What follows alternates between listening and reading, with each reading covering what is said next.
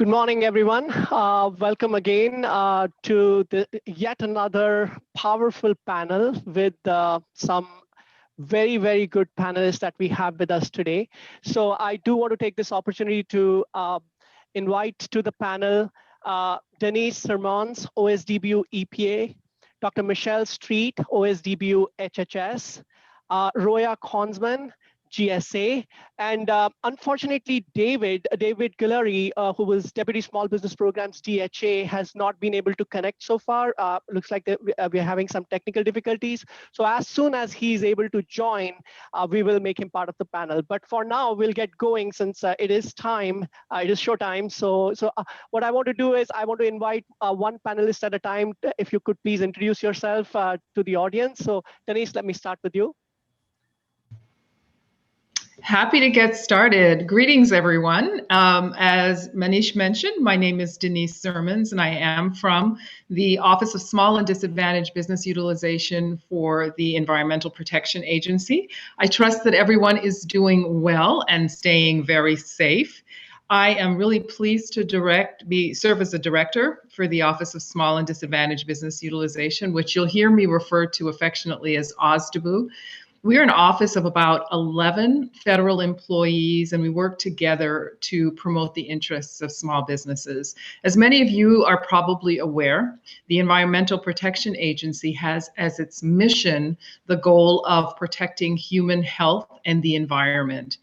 And OSDBU essentially supports that mission by advocating and advancing the concerns for small businesses in the area of business, regulatory, and environmental assistance. We really work together to embrace and institutionalize a vision that really serves to institutionalize, I would say, just to embrace, and I'm losing my trend of thought, so please forgive me, but just a small business first culture within EPA's core operations, our programs, and of course our acquisitions. And to do that, we are essentially organized into two programmatic areas. The first is what we refer to as the Ombudsman and Small Business Asbestos Ombudsman. And that's a little different from some of the other OSDBU offices across the government. And this is a statutory requirement where we're required to provide regulatory and environmental compliance assistance to small businesses. And we do that working very closely with a very broad network of small business state providers that provide environmental assistance. And we also have just a suite of small business resources and services to ensure that they're complying with the myriad of small business regulations and environmental requirements. The other arm that I'm sure most of you are most familiar with is what we refer to as our Small Business Solutions and Opportunities team. And there we work to promote and maximize small business contracting opportunities across EPA. And that includes on the prime and subcontracting level. And overall, we've done a tremendous job as an agency working collectively to make sure that we're really providing the maximum amount of support to small businesses. And we've been successful representing just a handful of agencies across the government that has been successful in achieving an A in the scorecard. So we can talk a little bit more about some of the contracting activities that EPA is engaged in, both in terms of its scope and its nature. But I'll turn the floor over to you and look forward to the questions and discussions going forward. Thank you, Denise. Roya, would you like to introduce yourself? Sure, I can go next. Good morning, everybody. As Manish said, my name is Roya Konsman. I am with GSA Office of Category Services in the Federal Acquisition Services. My role is a little different in this panel. I am not part of GSA's OSDBU office, but in my organization, within GSA, we are responsible for a portfolio of contracts that support our customer agencies with a diverse set of services. So when I say customer service, customer agencies, I'm referring to federal, state, and local government. So our contracts valued at about 17.5 billion on yearly basis. And I believe our FY19 numbers for small businesses was about 6 billion. Some of those, we don't have the numbers yet for FY20, but we believe for small businesses, we have actually gone above our previous year numbers. Some of the contract vehicles that we are responsible for or in charge of at the organization that I belong to at GSA are the government-wide acquisition contracts such as Align to, STARS to, VETS to. We also, of course, have the multiple award schedules, the services special item number, and most of you might be familiar with the Schedule 70, of course, special item numbers, but now that we've consolidated all the schedules, we refer to it as multiple award schedule. We have the IT professional services, the health IT SIN, we have the training SIN, electronic commerce, and also the automated contact center solutions. So I'm very excited, of course, to be part of this panel, as I was last year too. And I'm looking forward to sharing some of our new and upcoming opportunities with all the small businesses. Thank you, Roya. And yeah, thank you for stating that actually all three of you were kind enough to participate in the panel last year also. So we are very excited to have you back here. Dr. Michelle, if you could introduce yourself, please. Hi, yes, hi. Good morning, everyone. So my name is Michelle Street. I'm the Deputy Director at the Department of Health and Human Services, OSDBU. And so very excited to be here with you all again, Manish. And so I'm with HHS, and HHS has a pretty large portfolio. We have 11 operating divisions and 14 staff divisions. And so people in other agencies, they might refer to them as components.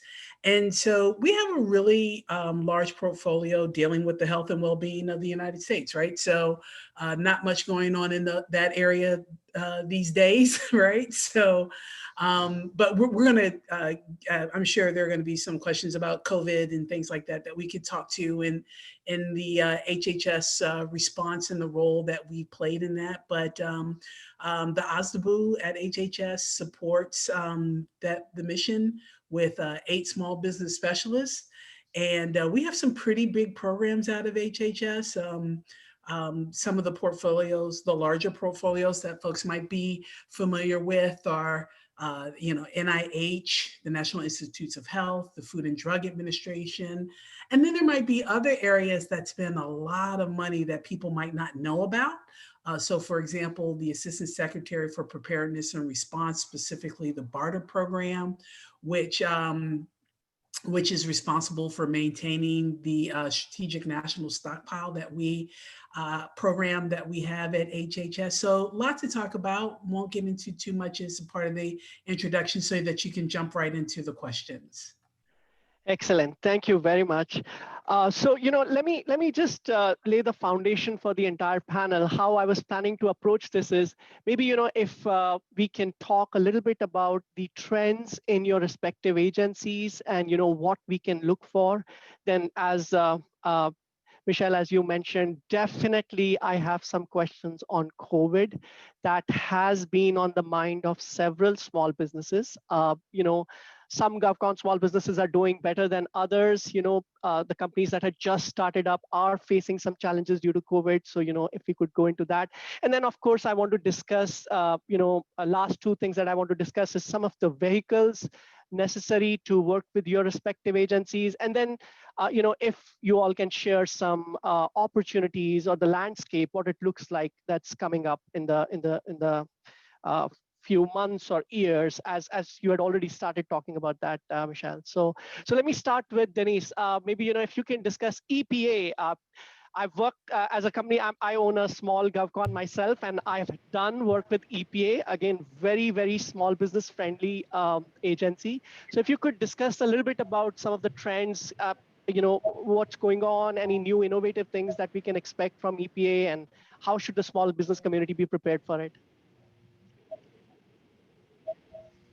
Thanks, Manish. That's a great introductory question. And let me just share a little bit about the contracting activity for EPA, just to give you a little bit of context. We typically contract an average about 1.6 billion each year. We're a medium-sized agency, and so you don't see the same mega numbers as you would with an HHS or DoD naturally. So it's usually about 1.6. There are a couple of years that we kind of dipped below that, and some years which we extend beyond that. But generally, that's the steady contract spend. And when you look at the percentage of small business contracting overall, we really far exceed many of the goals that are set specifically for EPA, as well as the statutory goals. Now, we're still in the provisional data state for fiscal year 20, but what we're looking like for goal achievements for small businesses is we're about 39.5% of all of the contract dollars were awarded to small businesses for 20.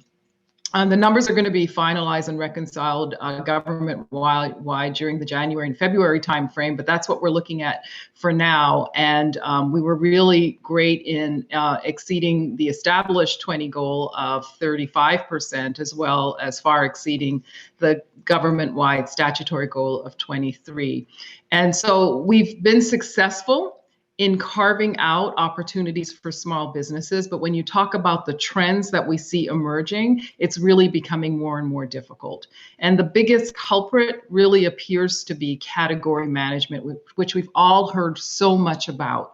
But what that has meant as a practical matter for EPA is that there are fewer contracting opportunities available for targeting small businesses because the pressure really is for contracting officials to find those government-wide vehicles, particularly in the best-in-class category, which make it difficult to really narrow and funnel dollars to small businesses, particularly on the subcontracting, on the socioeconomic level, because many of those businesses that we have worked with in the past may not be on those vehicles that are designated as best in class. And so when you ask about what should small businesses in particular be doing to ensure they could maintain contractual relationship with EPA, is to market the vehicles that the agency is focusing on with the goal of meeting the myriad of government-wide requirements, and in this case, category management. So the best-in-class vehicles, the tier 2 vehicles, and the like. Yeah, so Denise, a follow-up question on the same thing, since you mentioned category management and the various socioeconomic statuses. Are there any particular categories that you see that you're not seeing small businesses respond to opportunities like Hub Zone and all? So, at least those small businesses should be alert and should watch out for opportunities coming out of EPA? Like in particular, yeah, go ahead. Mm-hmm. So what we're really looking to do is to identify those opportunities that are really good candidates for small businesses and making an effort to try and market them to the small business community so they're aware of them, and try to perform some matchmaking even before the agency makes a decision on how to structure the vehicles. And so one of the approaches and tools that we're finding is quite effective is to conducting more targeted outreach so that we are meeting the opportunity and connecting that with the available small businesses and giving the programs an opportunity to probe and discuss some of the capabilities and capacities of the small businesses so that they may be more comfortable in setting aside a particular requirement for small business competition. And so for us, what we're really looking for is small businesses to continue to monitor our forecasts, to identify to us in the OSDBU office those opportunities that they think they can be competitive on, and we will work with them to connect them with the programs so they can be familiar with the individual vendors and just gain greater market intelligence to ensure that they're able to meet their program needs for that requirement. Excellent. No, thank you very much, Denise. So, Michelle, I want to go with you next with the same question. HHS, again, a huge agency, lots of small business dollars. Any emerging trends that you're seeing that the small business community should be aware of in the future years?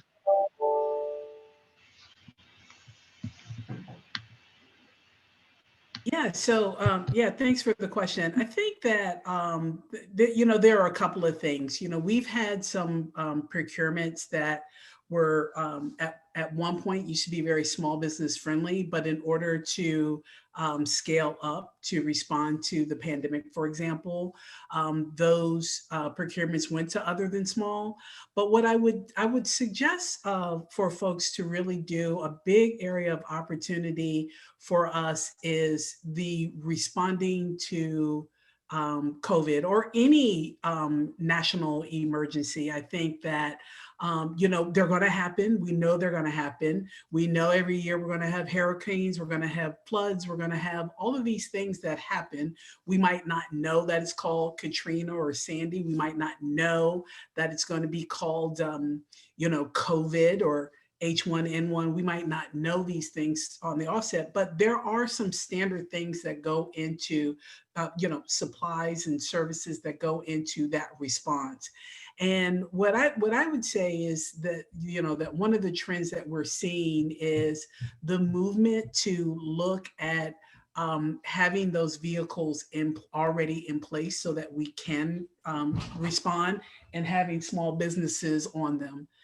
And sorry, my little son just walked in the room. Hi, honey. Okay. Can you please? I'm sorry.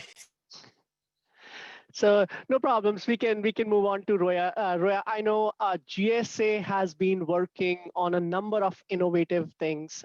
So if you can discuss something, some of the emerging trends that you're seeing with GSA. Again, as you in your introduction itself mentioned that GSA spends over $6 billion. Again, a massive agency which small businesses should definitely have have on their radar. So. Yeah. Well, thank you, Manish, for the question. That $6 billion that small businesses, that's how much the contract vehicles are used for our small businesses, right? So yes, we do have a lot of opportunities, of course, in our acquisition vehicles for small businesses. But the trend that we have seen lately within GS that I have seen, and I know my organization is really focusing on, is really the values that the agency, our customer agencies, receive from our acquisition solutions, from these contract vehicles that we have in place. And how do we do that? We're looking at our different acquisition vehicles to see how we can make it easier for our customer agencies to do business with our industry partners, specifically the small businesses.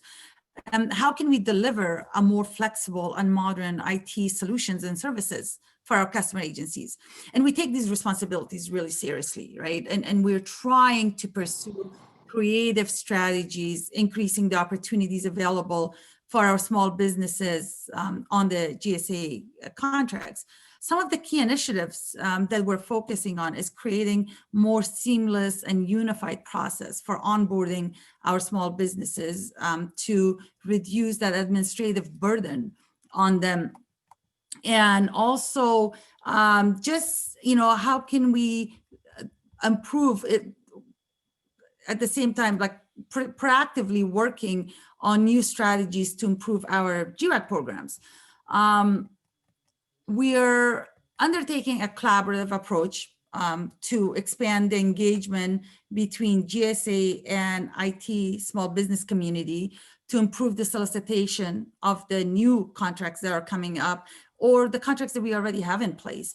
As many of you know, we are revisiting our small business programs under Alliant. When, as you all know, we had Alliant Small Business, that now we have actually announced that there's going to be a new GWAC that's kind of replacing that. which is called Polaris.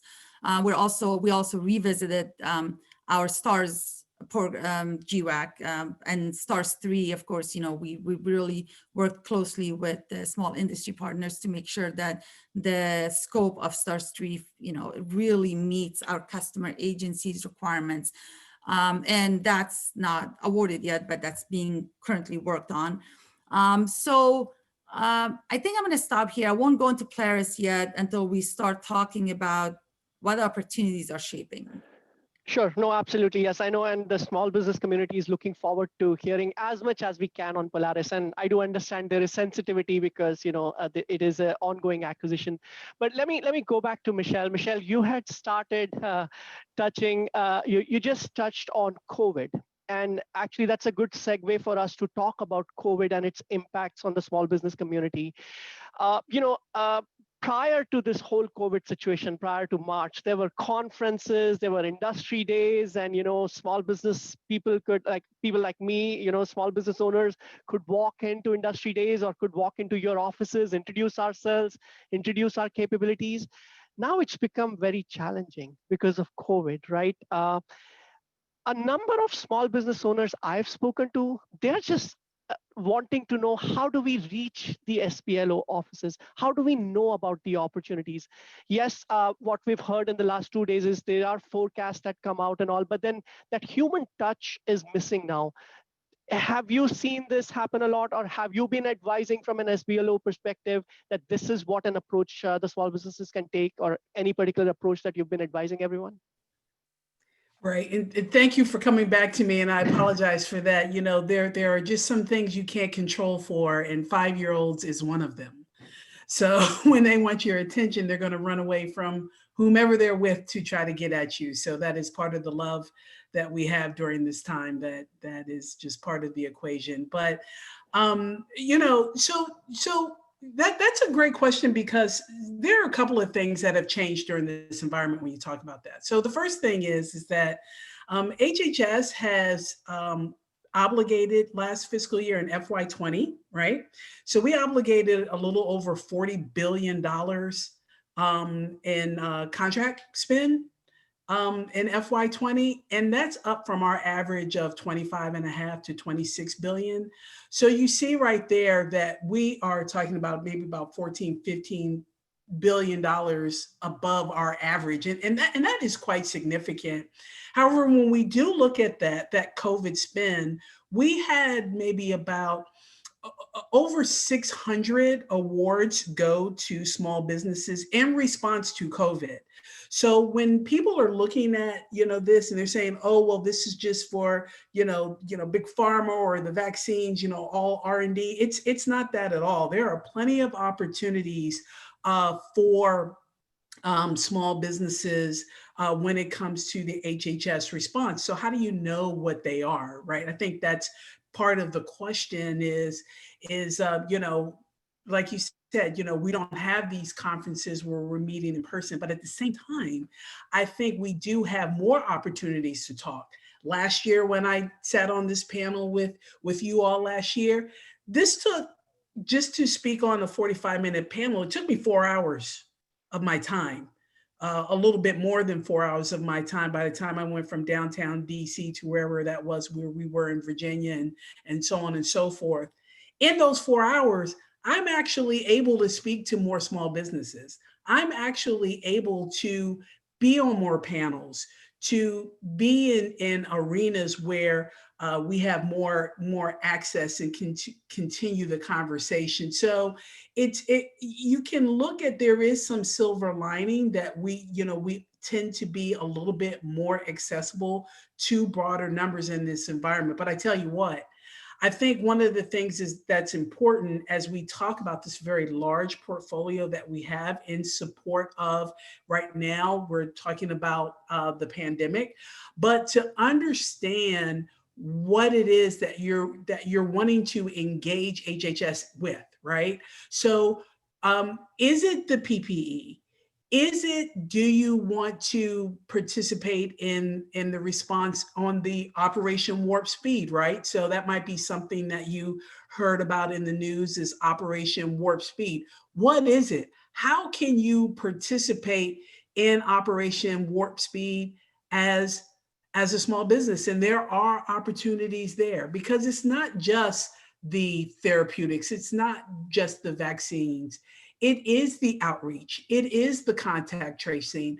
There are a lot of opportunities for small business that have ramped up, that that are still small business friendly requirements, but there is definitely a force multiplier with the level of these services and these products that we typically use on average, and we need more of them. So that means that there are more opportunities for small business. So one of the things that I would say is to definitely know how you want to engage HHS. And when you start the conversation knowing those things, instead of coming in tabula rasa, as they say, right? Blank slate. Don't come in with a blank slate. Come into the conversation knowing exactly what you want to support, so that we can either A, point you in the right direction, or B, have you there. And also the other thing is to bring other small businesses along with you. Don't be the only small business that you think can provide this. Bring other small businesses along, so that we can get an audience with program and contracting officials and say, well, we have these 7, 8, 9, 10 firms here that can perform in this arena for you. And for these reasons, I believe that we can set this requirement aside to small business, because we have the capable firms here. So the other thing is to, as industry partners, for you all to work together and come not by yourself to the table, but come as a, not as a team to compete as one, but as a united front of small businesses that can respond to the government's need. That's excellent, Michelle. So Denise, I'm going to come to you with the same question, but one follow-on question for you, Michelle, on the same lines, right? So yes, we've definitely seen a huge amount of new opportunities because of the COVID situation, right? But a lot of those dollars have now already been committed, because we are kind of, as you said, PPEs, the pharma type of deals or opportunities are all in line now. But have you also seen an emergence of new type of opportunities like cyber? Because HHS is a large organization, and now suddenly everyone is working from home, and data and cyber. So have you seen these type of opportunities that are going to start surfacing for the small businesses that they should be on the look for?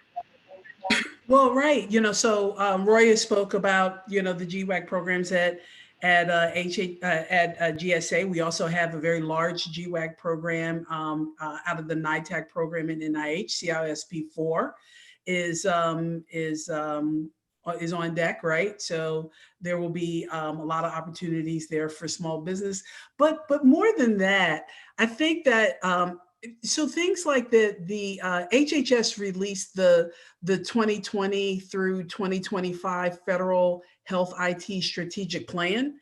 And so if you're in IT and you're not aware of that, and you want to specifically also do business with HHS as an IT firm, that's something that you need to know about. You need to know about how to wrap your solution around the conversation that we're having around health IT, right? So for example, one of the things in the health IT strategic plan that they talk about is that there's a focus on patient data access, right? And so, and a part of this is making patient data accessible on smartphones. The first time I heard about this was maybe about a year and a half ago, close to 2 years ago, from the deputy secretary when I heard him speak somewhere. So now they have that, as a part of a strategic plan. And so it comes out of this particular strategic plan, and the goals that lie within it come from the Cures Act. So you should also know what the Cures Act is, right? So when we say do your research, it's not just, have your capability statement, know who you want to support. It's not just what you have to offer. It's knowing what the government needs, right? So within the strategic plan, it speaks a lot about health information security, right? It talks a lot about advanced interoperability. And it also not only specifically outlines the framework for how HHS is what we're looking for out of new technologies, but it also outlines our challenges. So imagine if you have a document that is publicly available that is telling you what the challenges are that we're facing from a health IT perspective. So I would just say that that is a very good opportunity there to kind of wrap yourself around that document and then think about your solutions and then your conversations and your questions around things like this. No, thank you. Thank you very much, Michelle. That's very, very informative. So, Denise, I want to come to you with the same question, and then Roya, that will be a good segue after that to talk about vehicles. So, Denise, again, at EPA, due to the current COVID situation, have you seen new opportunities or budget shifts or anything that the small business community would benefit to know? Thanks for the question. And it was really interesting to hear Michelle's response because very logically, HHS has had a significant role in the government's response to COVID. By contrast, that hasn't been the case for EPA, at least not to the extent of our involvement in the COVID response translating into any changes in our acquisition spend.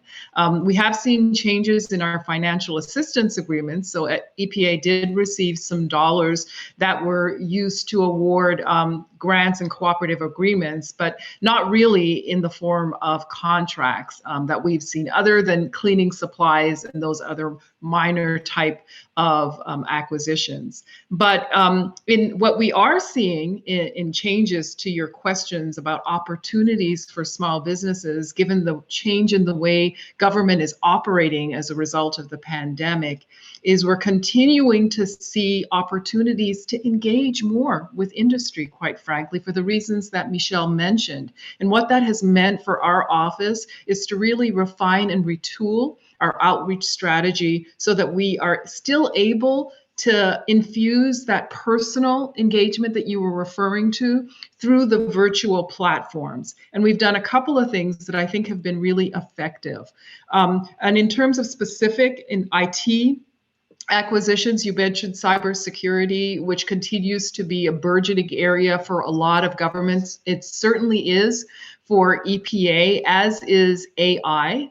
But what's important to point out as we look at how the acquisitions are shaping this coming year is we're seeing mega, larger, consolidated acquisitions that encompass a broad scope in the area of technology.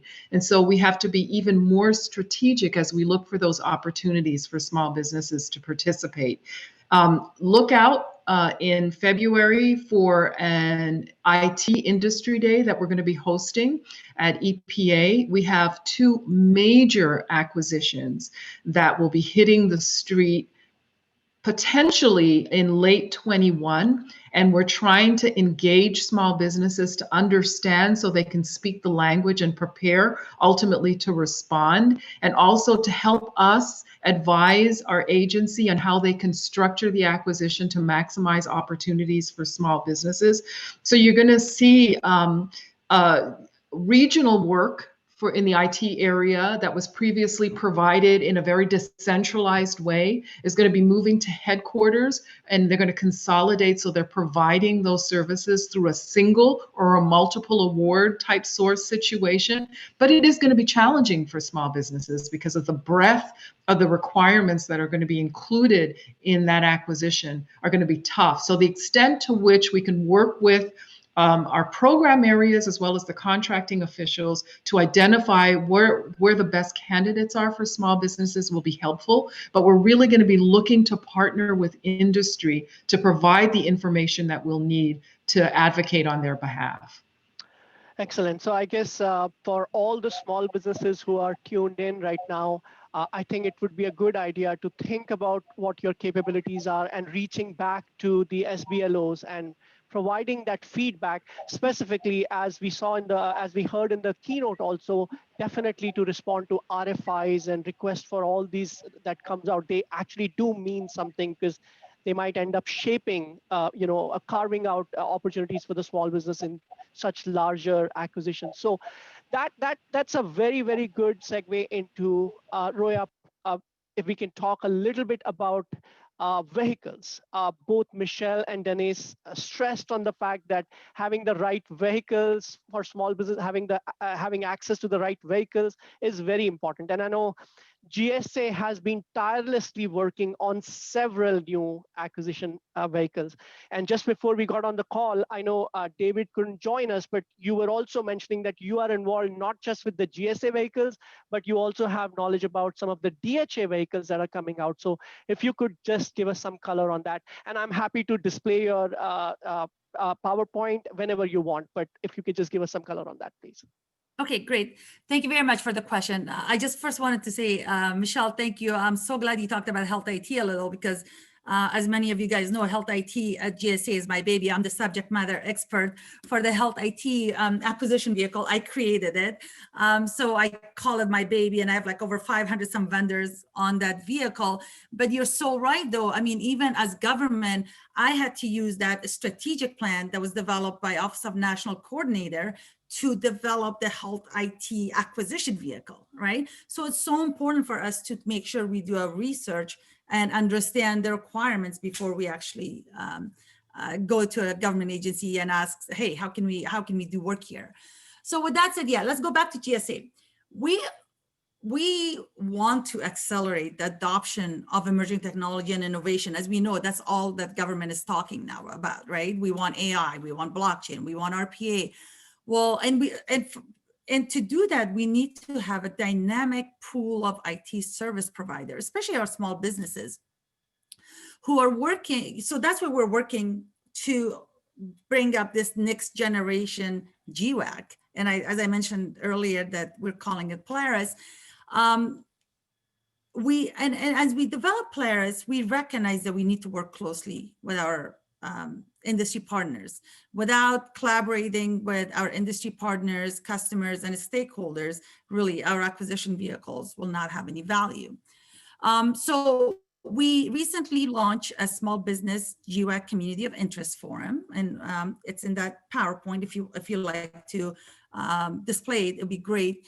I put few different yeah, here we go. So there's a Polaris email address. I will give you some information as much as I can give you at this point because we are in a very early stages of acquisition of Polaris.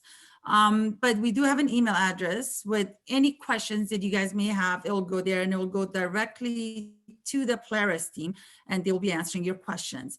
We also, the community of interest I just mentioned, right? The small business GWAC community of interest, that's where we're actually posting updates to Polaris as we learn more.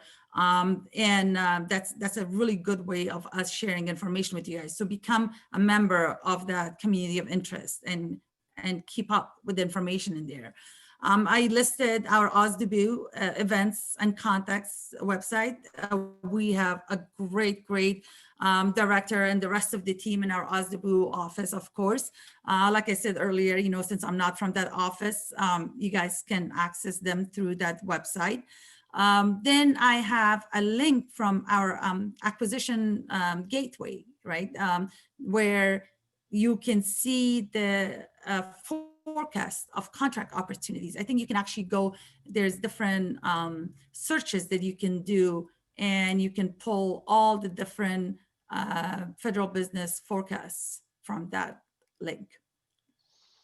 So that's just all for all your information. As you all know, with Polaris, we posted an RFI for about 2 weeks, I think. It was on October 16th that we posted it and it closed last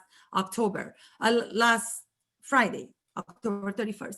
Now, I like what Ms. Carson from the Deputy Associate Administrator said in her remarks earlier today, that how you need to make sure that your voice is heard, right? So how can you do that? By responding to our RFIs, especially as we create these big acquisition vehicles, respond to RFIs. If we put surveys out there, please respond to the surveys.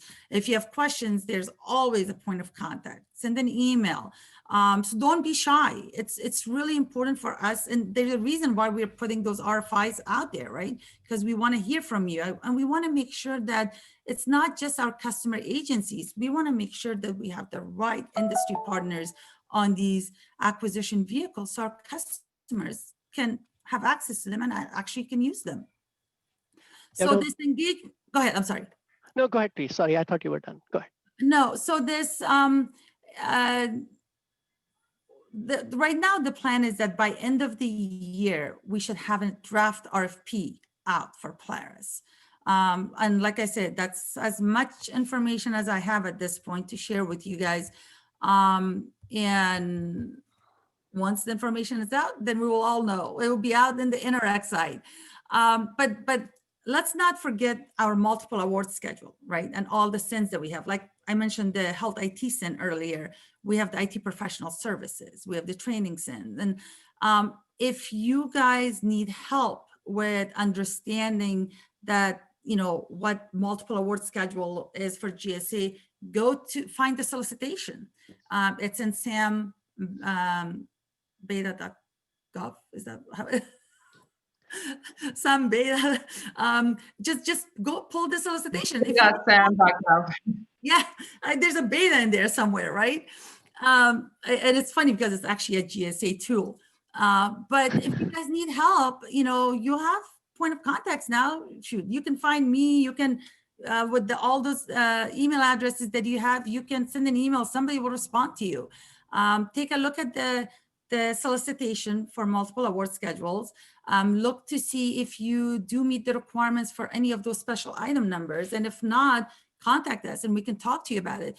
We hold monthly industry day, and the industry day usually is for our small businesses that are either in one of our acquisition vehicles and haven't really been able to get a lot of business, or if they're not part of GSA acquisition vehicles, especially with emerging technology and this new innovative solutions, they can contact us and we will, you know, of course, we have a whole team that will go through the companies that contact, and then they will decide which companies will come on that month. It's every Thursday, it's third Thursday of the month.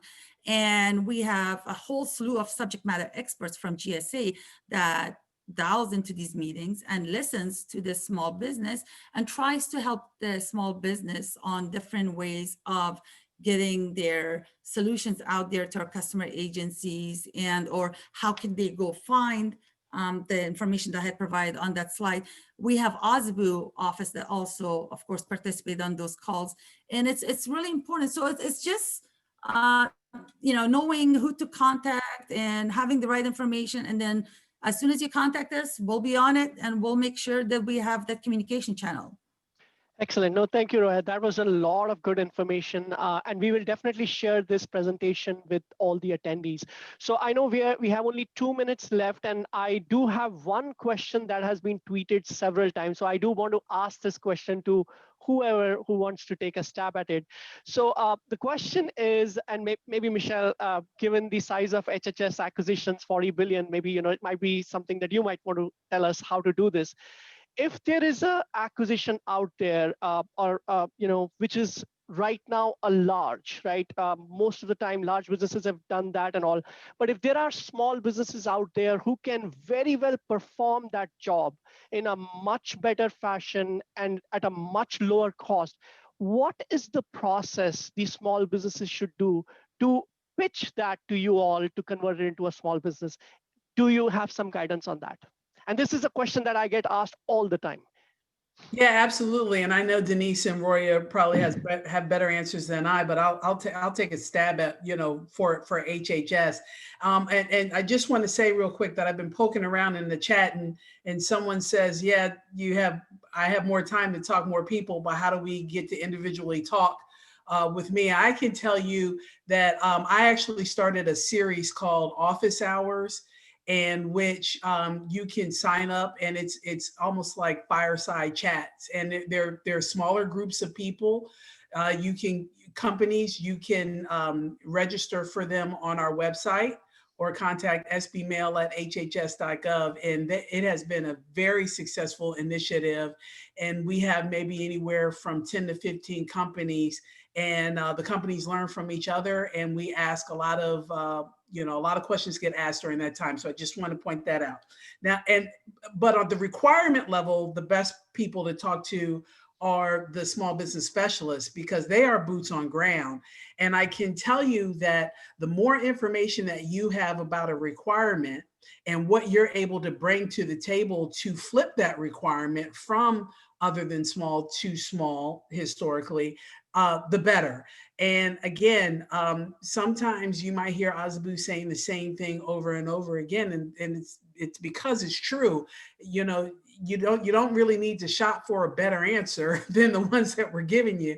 And that is, if it is a requirement that has historically gone to large, but you know that smalls can do it better at a cheaper cost to the government, then who are those small businesses? And bring those small businesses to the table together and let us know these things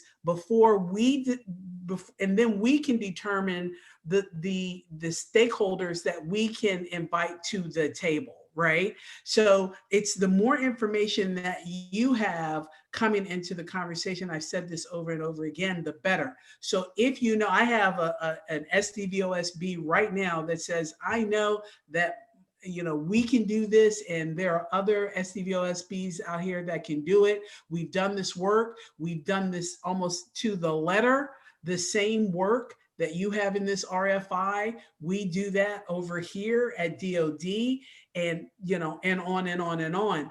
That gives us a lot of tools to be able to go to the table with the stakeholders, not just in the program, but contracting, to say, we need to take another look at this requirement.